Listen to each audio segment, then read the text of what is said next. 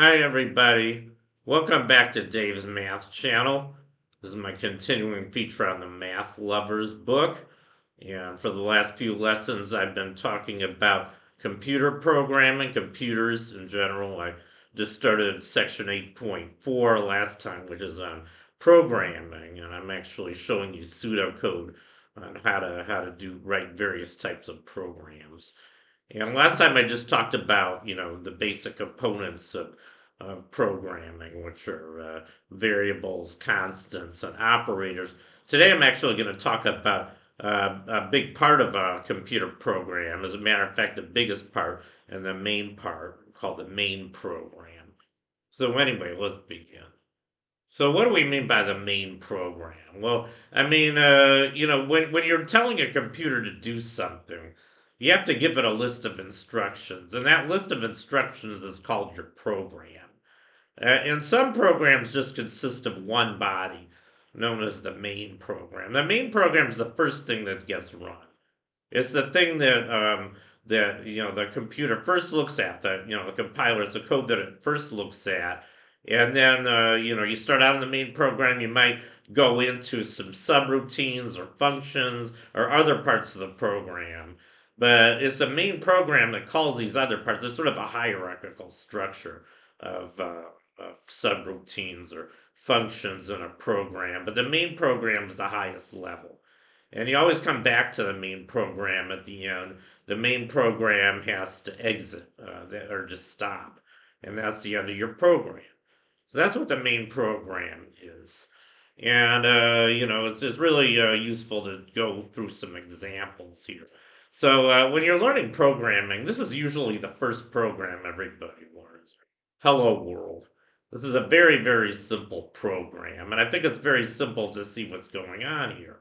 So this is a program. All it does is it prints out the phrase "hello," and it's very easy to do.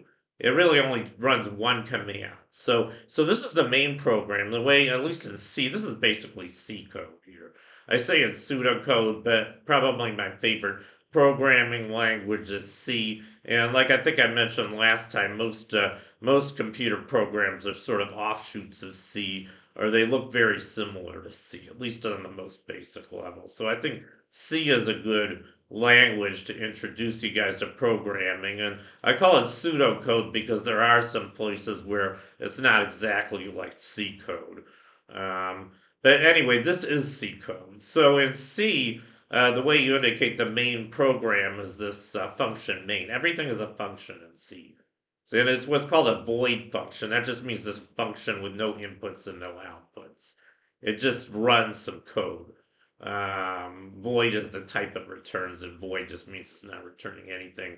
And then the parentheses just means the arguments the function takes. Well, this doesn't take any arguments. So very, very simple function here. And what does this function main do? Well, it does exactly what we're telling it to do. It prints the phrase hello world. And this is where it just differs a little bit from C because I think in C, there's commands like printf or print. I don't think it's just called print in C. There's different types of print commands. In C, there's printf, I know, and then in C++, there's cout. Uh, but anyway, I'm not going to go into that. Here, I'm just calling it print. So this is a very simple statement, just one line. It says print the phrase "Hello World." This backslash n just means start a new line.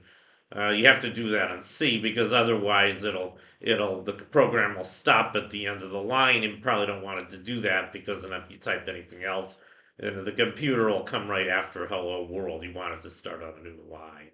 So it's good programming practice to put a new line after a print statement, which is what I do here. So that's all it does. It says print hello world and then it returns. Every function, in C or most programming languages have to return something. This is a function, and functions have to return something. This is a void function, it's returning nothing. But it still needs a return statement to get out of it. So anyway, that's the whole program. Two lines of code. One of the simplest programs you can imagine, and very easy to understand what it's doing.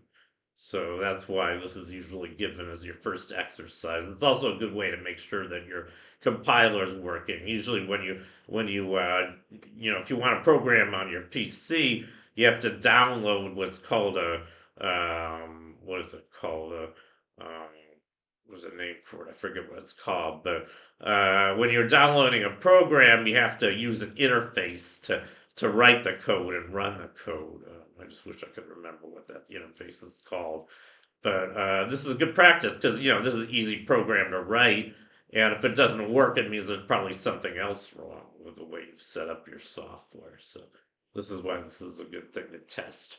You know exactly what it's going to do, and it's very difficult to make a mistake. It's very easy to get this right. So anyway, and here's a more complicated example. Suppose we wanna read in three integers and print out the product, or read in two integers. Or no, I think what is this program doing? I forget what it's doing. The product of three integers. So we're given the input is three integers, three arbitrary integers. That means they're not floating point. Remember I was talking about type last time? Integer is a type. Integer just means it's a constant whose value, or a variable whose value is an integer. And in C, that integer has to be between, I think it's minus 2 times 10 to the 30th and plus 2 times 10 to the 30th.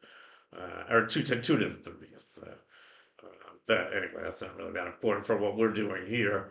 So what does this mean? And again, we're just using a main program. We're not calling any functions or subroutines here. So whenever you're writing code that does something sort of complicated that involves variables, the first thing you want to do is you want to declare your variables. That's what I do on this first line here.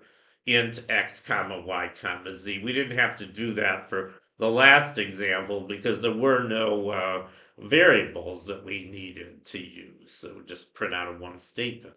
But here we are using three internal variables in this main program, which I'm calling x, y, and z. The names aren't really important. They're just what's used by the computer code.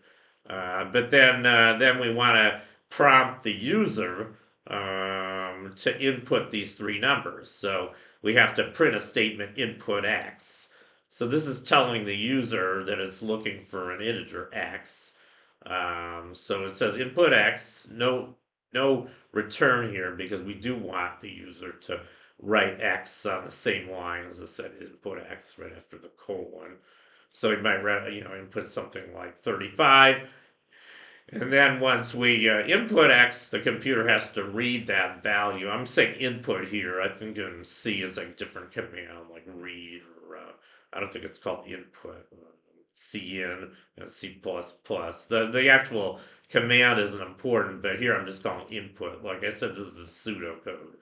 So you can kind of see what it's doing. So first you're telling it to print the statement input x, and then the user enters x. That's what it means by input x. It's waiting for the user. This is a prompt. It's waiting for the user to input an integer. And then the user will type an integer and type return. That tells the computer that that's the end of the integer he's typed. And then you tell it to do another one. Input y. Same thing. Y is a different integer.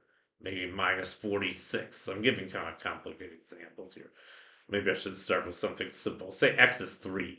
So say we want to calculate the product 3 times 4 times minus 5. I'm just giving you a simple example so you can kind of see what's going on.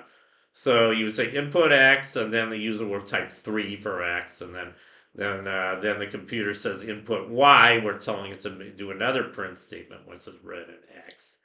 I think you probably want to put a return statement before input y, otherwise it'll do that on the same line as x. I didn't write very good code here. You can always fix your code. And another thing I didn't mention here is debugging. When you write a computer program, this is very true in practice. A lot of times you're going to make mistakes, most of the time, when you write code, even if it's very straightforward code like this for finding the product of three arbitrary integers.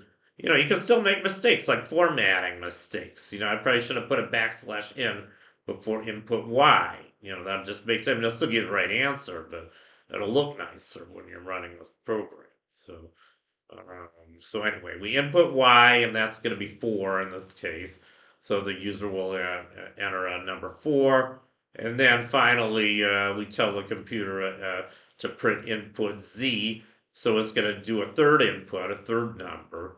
And then, like in the last two examples, the user is going to input a value for z, say -5.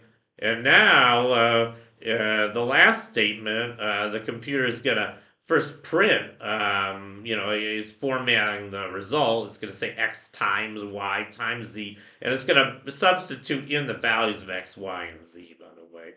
The things in quotes are things that it prints out verbatim, so it will print out the star, the asterisk for times. But first it'll print x, and x is 3, so it'll say 3 times, and then 4 was, y was 4, so it's going to say 3 times 4, and then it's going to say times again, and then it's going to say -5, and then it's going to say equals, and then it's going to print out the product, because this it does internally. X times Y times Z. Computer knows how to do that. The computer's built with built-in instructions for multiplying. Multiplication is a basic arithmetic operation, and most computer languages know how to do them, including C. So if you tell the computer to compute x times y times z, it knows what x is. That's in the memory. That's 3. X, y, and z are stored in various memory locations in the computer's memory. So when it reads the symbol x, it knows to look it up. It knows where to look it up. I'm not going to go into how it knows that, but it's allocated a certain location in its memory for the variable x. It looks it up and finds its value is 3, and then it sees the asterisk. It knows that it's supposed to multiply 3, which is the number in x, with the next number it's going to read, which is y. So it looks for y in its memory. It finds y is 4, and then it does 3 times 4. It does that right away, and we know the 3 times 4 is 12. The computer does that almost instantaneously. And then it knows that it's supposed to do another multiplication when it reads a second asterisk. And then it's going to look up z. Z is another number in its memory. And when it looks up z, it's going to find the value -5, and it already has 12 stored in its buffer. I'm not going to go into what that is, but that's something that's immediately working with. So it's going to do 12 times 5 -5, which is -60. And it's going to print that out because we told it to print it. So it'll print the line 3 times 4 times -5 equals -60. That's exactly what we wanted. And we didn't have to start with such a simple example. X, Y, and Z could have been any integers from -2 times 10 to the 30th to 2 times 10 to the 30th, about -1 billion to 1 billion. I think it's actually -2 billion to 2 billion. 2 to the 31st, because it has 32 bits. I think I mentioned this last time. It might be 64 on some machines now. I think nowadays it is 64. But in the old days when I was first learning C, it was more like 32 bits, which meant an int could range from about -2 billion to 2 billion. So you can pick any three of your favorite integers from -2 billion to 2 billion. And the problem is you could get an overflow. The thing it's working with is int, and if the int value's not within that range of about -2 billion to 2 billion, it'll chop it off and make it in that range. So we have to make sure the result is really between -2 billion and 2 billion. Otherwise, it'll give us the wrong answer. But I think you get the idea of how this works.